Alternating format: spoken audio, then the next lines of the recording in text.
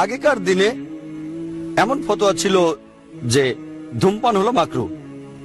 এর কারণ কেউ ধূমপান করলে তখন তার মুখে বাজে গন্ধ হয়, অন্যের সমস্যা হয় মুখের গন্ধে। নবীজি সাল্লাল্লাহু আলাইহি ওয়াসাল্লামের একটা হাদিস আছে যে তোমরা রসুন খেয়ে নামাজ পড়তে যেও না, কারণ রসুন খেলে মুখে বাজে গন্ধ হয়।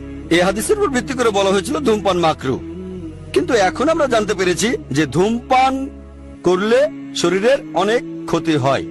এটা একটা স্লো পয়জনিং। ওয়ার্ল্ড হেলথ অর্গানাইজেশনের মতে প্রতি বছর 40 লক্ষ মানুষ মারা যায় শুধু ধূমপানের কারণে। লাং ক্যান্সার, হার্ট, এরকম অনেক কারণ।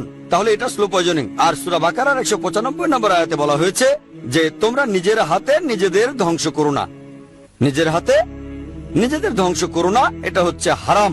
একথার ভিত্তিতে বেশিরভাগ উলামাগণই, বিশেষজ্ঞরাও 400-এরও বেশি ফতোয়া দিয়েছেন যে ধূমপান হারাম। হৃদয়ের প্রশান্তি।